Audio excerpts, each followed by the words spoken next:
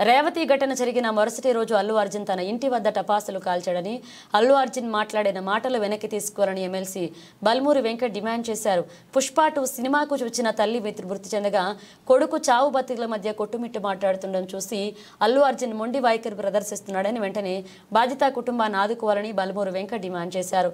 కాదా OU JAC Allu Arjun ఇంటిపై దాడి చేసి పూల మొక్కలకు సంబంధించిన కుండీల చెట్లను విడిచిపడేశారు. అల్లు అర్జున్ కు సంబంధించిన సెక్యూరిటీ గార్డ్ అడ్డుకోగా అల్లు అర్జున్ గేటు దూకి దాడికి పాల్పడ్డారు.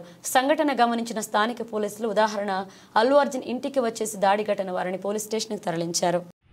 అల్లు అర్జున్ గారు నిన్న ముఖ్యమంత్రి గారు అసెంబ్లీలో ప్రస్తావించిన తర్వాత మీరు ప్రెస్ మీట్ పెడతారనంటే పశ్చాత్తాపంతో ప్రెస్ మీట్ పెడుతున్నారని చెప్పి నేను అనుకున్నా.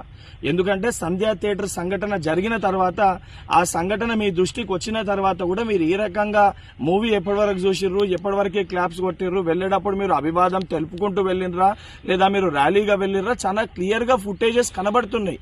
మీరు అవన్నిటినీ పక్కన పెట్టి ఏదో జరగలేదు, నా దృష్టికి రాలేదని చెప్పి మీరు మాట్లాడుతున్నారు. సరే, మరుసటి రోజు మీ ఇంటి దగ్గర కూడా మీరు ఇన్సిడెంట్ జరిగిన తర్వాత కూడా పటాకీలు కాల్చుకున్నారు. సరే, ఆ విషయాలన్నింటినీ కూడా మేము ప్రస్తావిస్తలేము అని మీరు మాట్లాడుతూ ఏమనంటారు, తెలుగుని సత్తా చాటుతున్నాం అని మాట్లాడుతున్నారు. తెలుగుని సత్తా చాటేది ఉంటే మన వలన తెలుసో తెలియకనో ఏదైతే సంబంధించి సంఘటనలో మనుషుల ప్రాణాలు పోయే విధంగా అటువంటి ఒక చర్యలు జరిగినప్పుడు దాన్ని ఏదైతే సంబంధించి సానుభూతితోటి స్పందించి ప్రెస్ మీట్ నిర్వహించి ఆ కుటుంబానికి అండదండగా నిలిచే ప్రయత్నం చేయాలి తప్ప, నిన్న ముఖ్యమంత్రి గారు ఏదైతే ఈ ప్రజాప్రభుత్వము ప్రజలకు అండదండగా ఉంటది, ఎవరు తప్పు చేసినా కూడా ఊరుకోము, శిక్షిస్తామని చెప్పి ముఖ్యమంత్రి గారు వారి స్థాయిలో తెలంగాణ ప్రజానికానికి ఒక ధైర్యం, ఒక భరోసా కల్పిస్తుంటే దాని తర్వాత మీరు ఈ రకంగా ప్రెస్ మీట్ పెట్టడం అనేది ఇది సరికాదు.